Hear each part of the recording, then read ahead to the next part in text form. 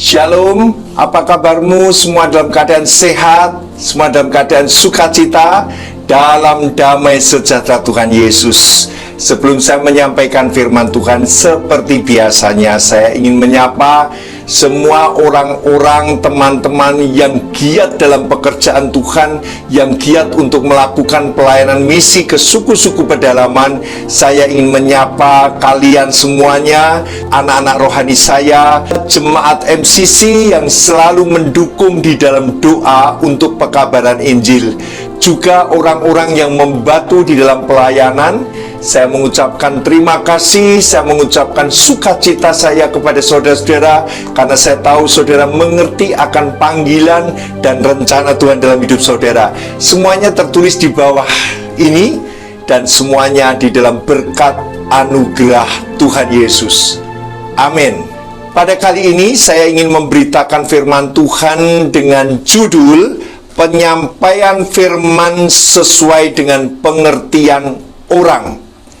Terambil dalam kitab Markus 4 ayat 30-34. Begini firman Tuhan.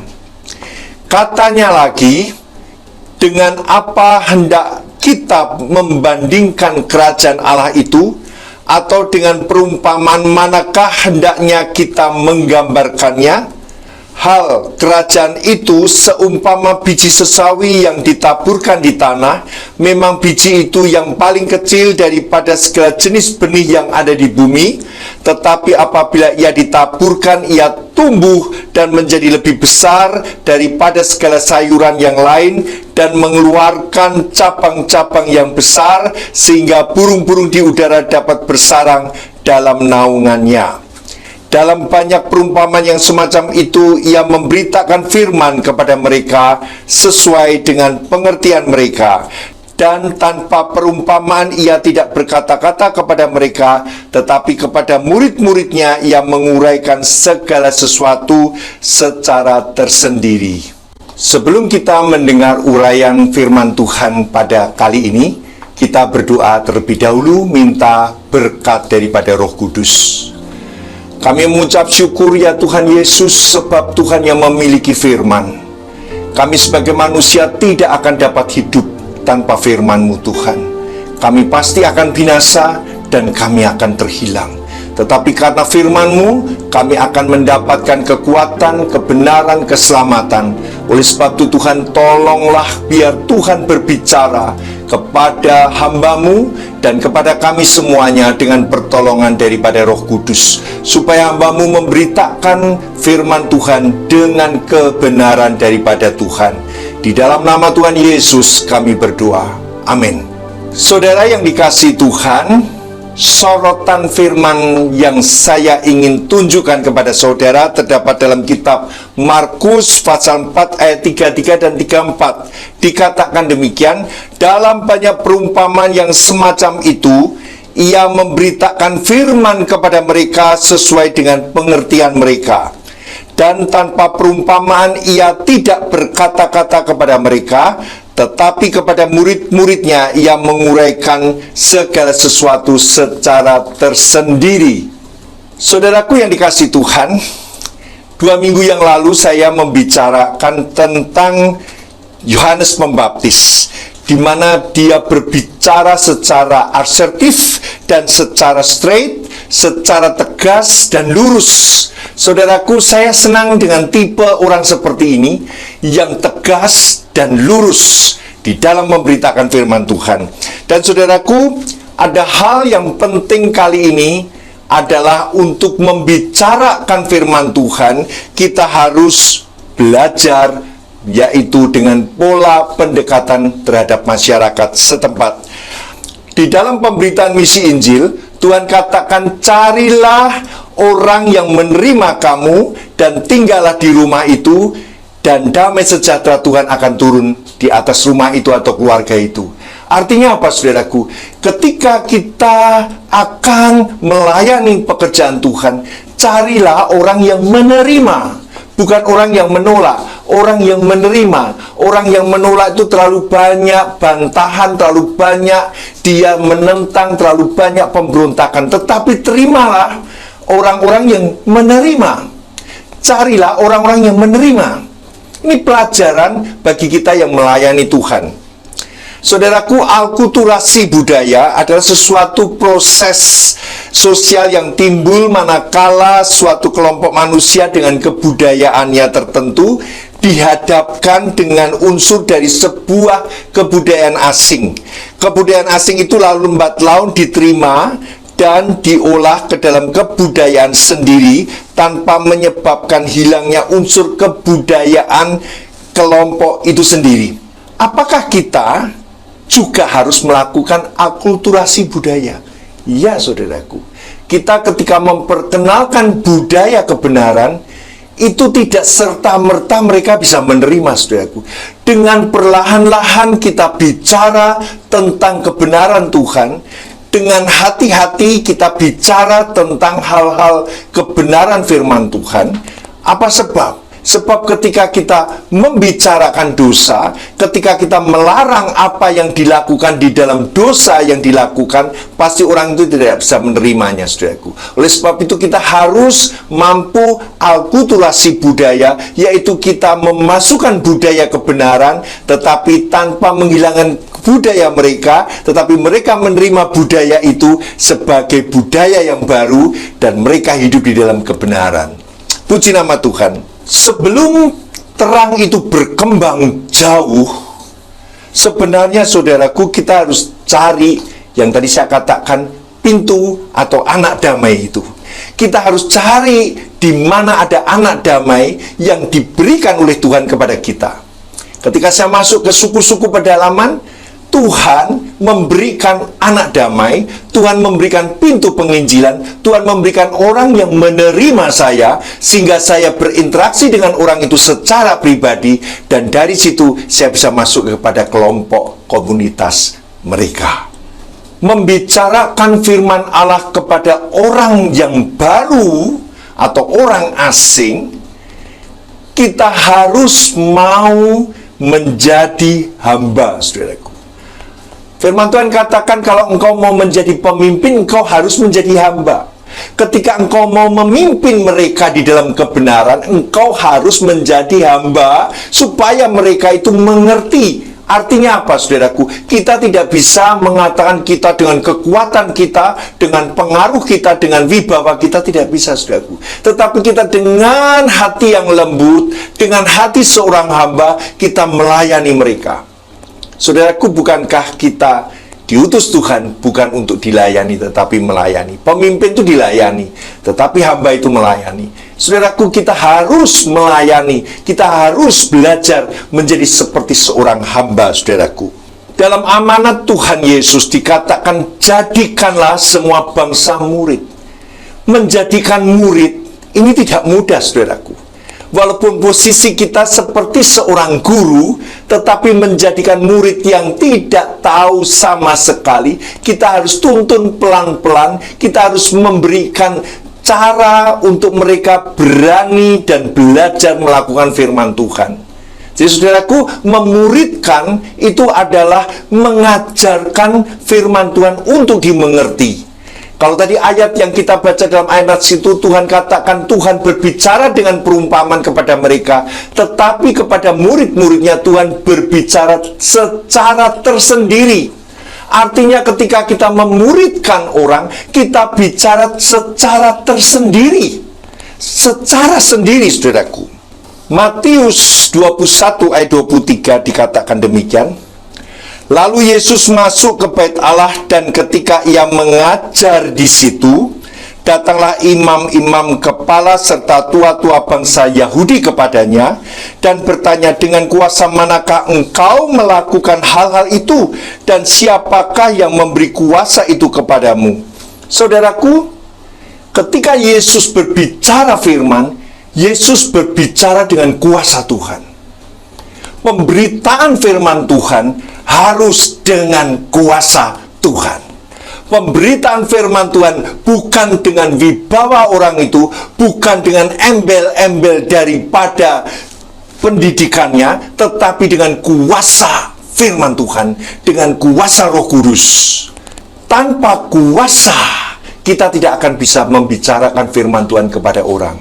Saya pernah bertemu dengan seseorang yang dia katakan, tunggu Pak Daud, saya jadi orang kaya dulu, saya jadi orang penting, baru saya akan memberitakan firman Tuhan. Karena kalau saya menjadi orang penting dan kaya, pasti mereka mendengar. Tidak, saudaraku. Dengan kuasa Roh Kudus, engkau berbicara firman Tuhan. Nelson Mandela, seorang tokoh penentang rezim apartheid di Afrika Selatan, yang dipenjara selama 3 dekade, dia paham akan kuasa perkataan.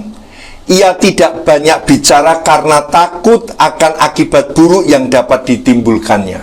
Jadi dia sadar, saudaraku. Dalam 1 dekade setelah pembebasannya, ia berkata demikian, bukan kebiasaan saya untuk berkata-kata dengan sembarangan. Pengalaman selama 27 tahun mendekam di penjara telah mengajarkan kami untuk menggunakan kesunyian dan kesendirian itu guna memahami betapa berharganya perkataan dan betapa kuat dampak perkataan terhadap hidup mati seseorang. Nelson Mandela sangat menyadari selama 3 dekade di penjara dia mengerti betul kuasa perkataan. Salomo menuliskan dalam kitabnya, dikatakan dalam Amsal 18 ayat 21, hidup dan mati dikuasai lidah. Siapa suka menggemakannya akan memakan buahnya. Saudaraku, memberitakan firman Tuhan, kita harus memahami, saudaraku. Tuhan katakan bahwa orang yang melakukan firman Tuhan akan memahami firman Tuhan. Firman Tuhan bukan hanya sekedar dibaca, tetapi disadari, direnungkan, dan dilakukan, saudaraku.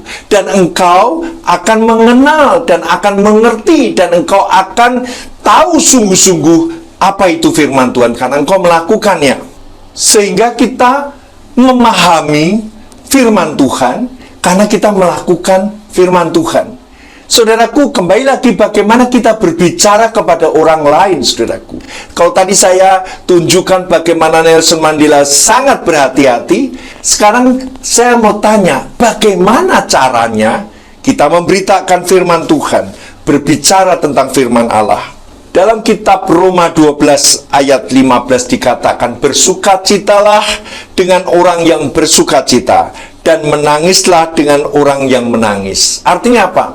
Ketika engkau membicarakan firman Tuhan, engkau harus tahu situasi kondisi orang itu.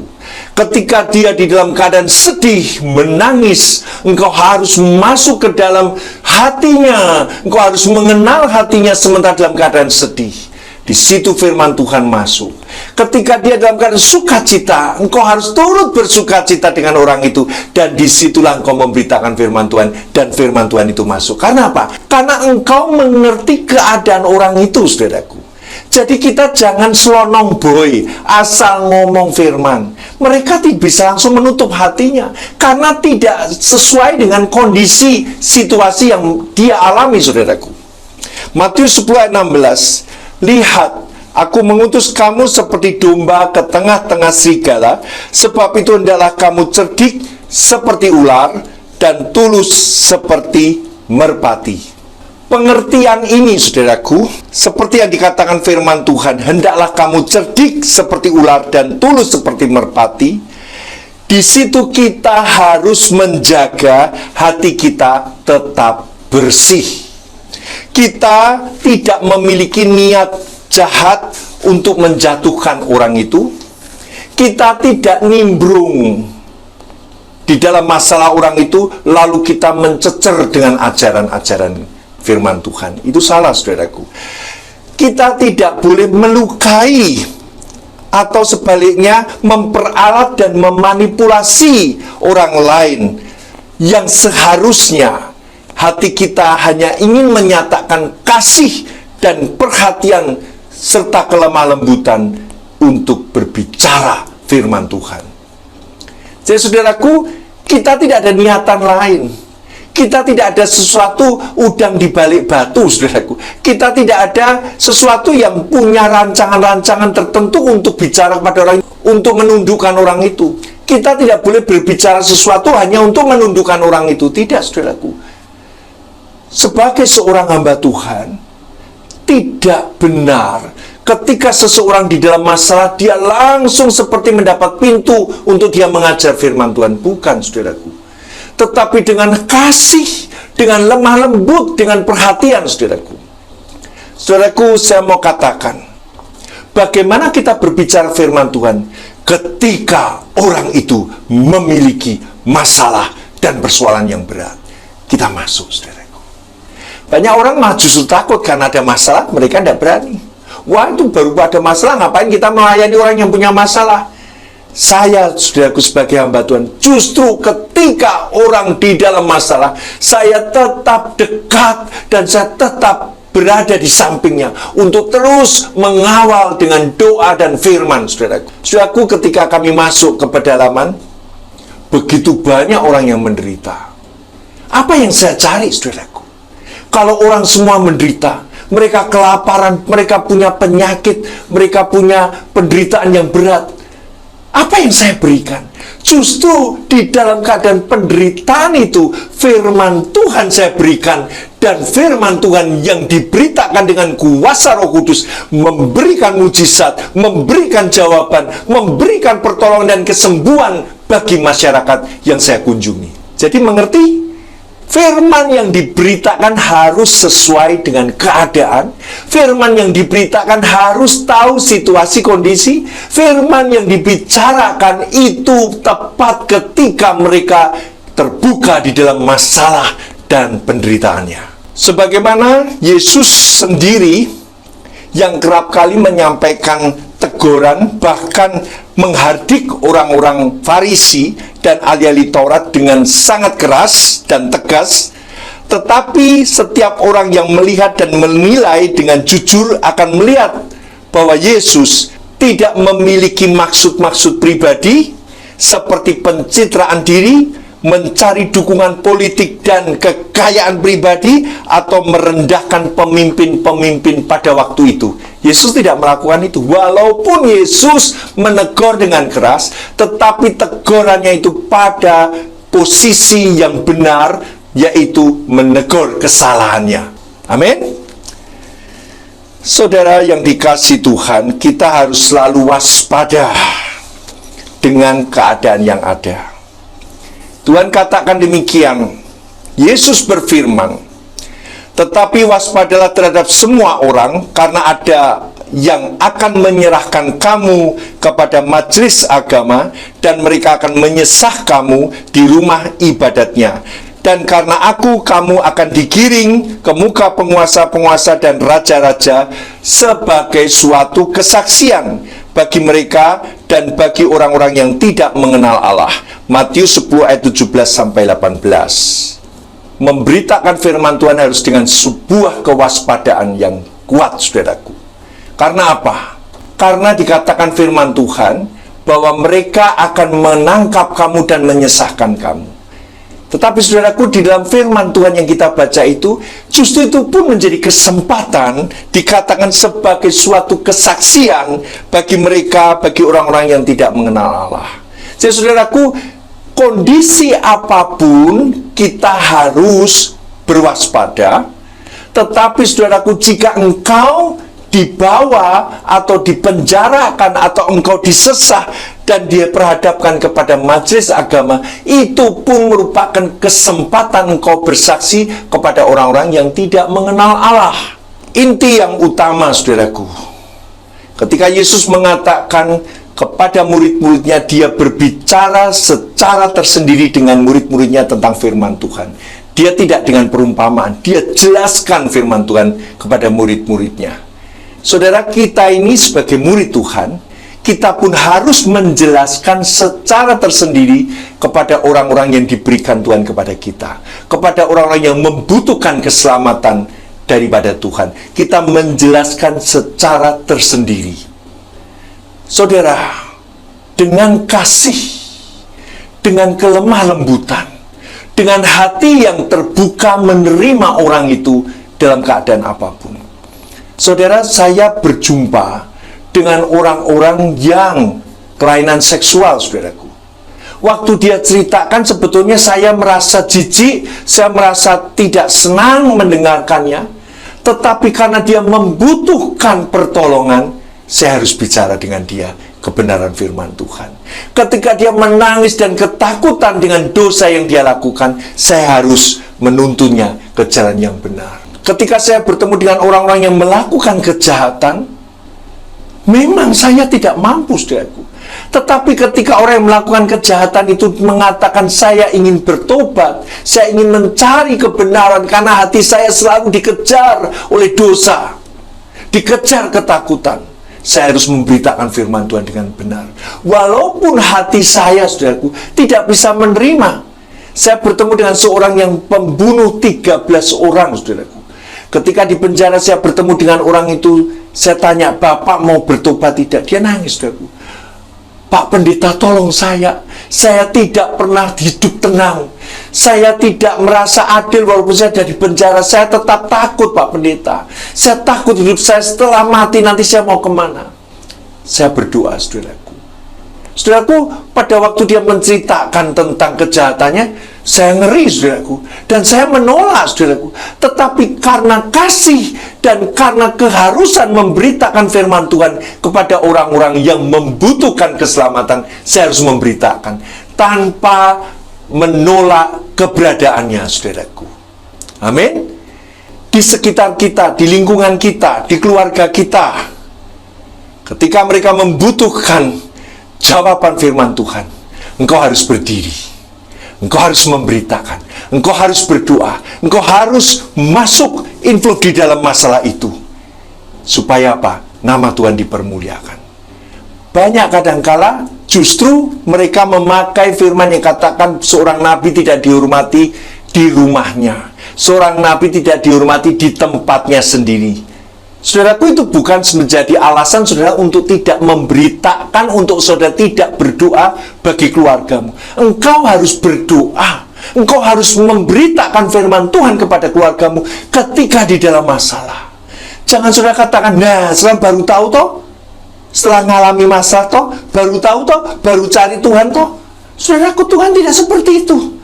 Tuhan tidak pernah menyalah-nyalakan orang. Justru ketika orang sadar akan kesalahannya, kita harus menjadi seorang yang mengasihi dan menolong mereka. Supaya apa? Supaya mereka juga tertolong, seperti saudara juga tertolong di dalam Tuhan. Amin. Hari ini, saudaraku, kita diutus Tuhan untuk melayani Tuhan. Hari ini kita diperhadapkan dengan orang-orang yang begitu banyak masalah yang mereka hadapi. Saudara jangan katakan, saya juga baru punya masalah. Saudara, masalah tidak akan berhenti. Masalah pasti ada. Tetapi persoalannya, saudara diutus untuk terus memberitakan firman Tuhan. Jadi, kita tidak bisa mengelak. Kita harus terus memberitakan firman Tuhan dalam situasi kondisi apapun. Terutama, saudaraku, kepada orang-orang yang beriman, kepada orang-orang yang percaya. Kita harus saling menguatkan, saudaraku. Kita harus saling mendukung di dalam doa. Saudara, ini saatnya Tuhan mau memakai saudara untuk melayani pekerjaan Tuhan yang kudus, untuk menolong orang-orang di dalam kesulitan, untuk menolong orang-orang di dalam penderitaan melalui doa saudara. Saudara siap? Mari kita berdoa. Tuhan, kami sudah mendengar firman-Mu. Biarlah kami termotivasi untuk mau menjadi hamba yang melayani kepada orang-orang yang menderita, kepada orang-orang yang sementara dalam kesulitan di sekitar kami. Tuhan, pakai kami, Tuhan, supaya kami tahu bahwa hidup kami ini hanya untuk mempermuliakan nama-Mu. Kami percaya, Tuhan, segala perkataan apa yang kami bicarakan kepada orang, Tuhan akan urapi dengan kekuatan Roh-Mu yang kudus. Sehingga perkataan itu akan menjadi mujizat yang terjadi dalam hidup mereka, Tuhan. Terima kasih, Tuhan. Kami mengucap syukur dan berterima kasih. Kami siap, Tuhan, menjadi duta-duta ilahi yang diutus Tuhan. Kemana saja Tuhan mau ajak kami pergi. Terima kasih, Tuhan. Saudara-saudaraku yang dikasihi Tuhan, terimalah berkat anugerah dari Allah Bapa, kasih sayang daripada Tuhan Yesus, dan persekutuan dengan Roh Kudus menyertai hidupmu hari ini, besok, sampai selama-lamanya. Tuhan menjemput engkau di awan yang permai. Haleluya, amin. Hari ini saudara menjadi duta-duta Allah yang memberikan kasih, memberikan terang, memberikan pertolongan lewat doa saudara. Tuhan memberkati. Sampai jumpa. Amin.